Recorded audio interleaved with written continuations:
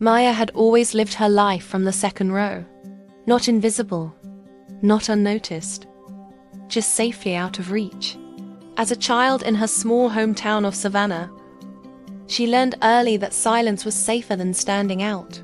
When classmates laughed at her trembling voice during a book report, something inside her quietly decided, never again. From that day forward, she avoided microphones, leadership roles, and any situation where her heart might pound loud enough for others to hear.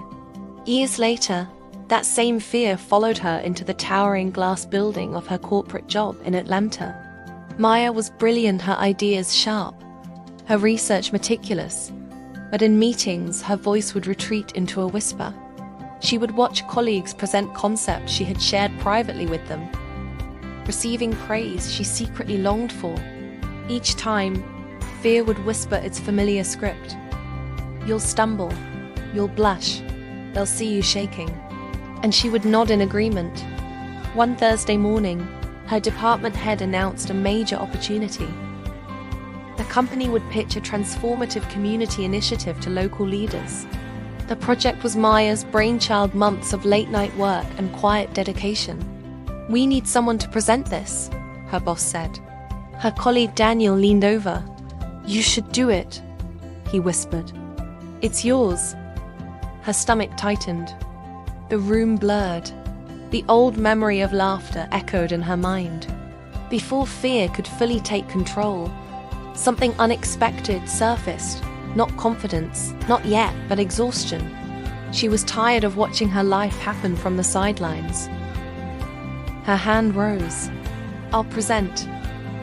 The words felt foreign in her mouth, like stepping onto ice that might crack. But they were out now. Real. The days leading up to the presentation were brutal. Her mind turned against her. Cancel. Pretend you're sick. Let someone else do it. She practiced anyway. Voice shaking. Hands sweating. She recorded herself and hated how she sounded. But she kept going. One night, staring at her reflection, she asked herself a question that would change everything. What if courage us into the absence of fear, but the decision that something else matters more? The project mattered. The communities it would help mattered. The little girl in Savannah, who once believed her voice didn't matter, that mattered most of all. Fear was loud, but purpose was louder. The room was filled with city officials, non-profit leaders, and executives. Her pulse thundered in her ears as she walked to the podium. For a split second, she considered running. Instead, she inhaled deeply. Her first sentence trembled. The second wavered. By the third, something remarkable happened. She realized no one was laughing. They were listening. As she spoke about opportunity, impact, and hope, her fear didn't vanish.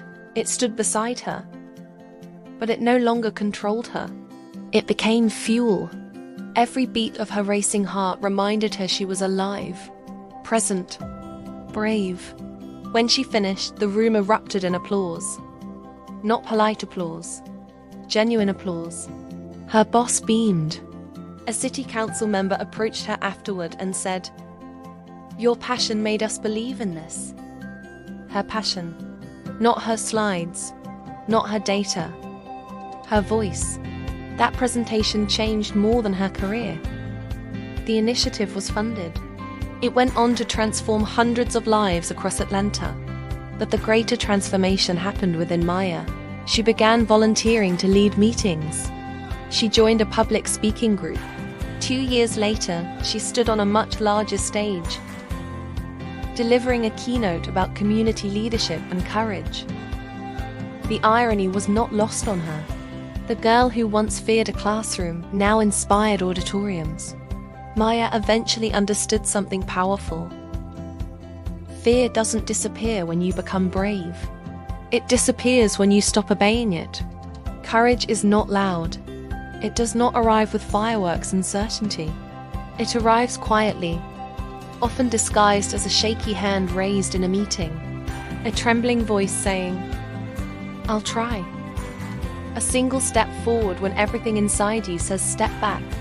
The difference between a life ruled by fear and a life shaped by courage is rarely talent. It is choice, one moment, one decision, one raised hand. And sometimes that is all it takes to step out of the second row and into your own extraordinary life.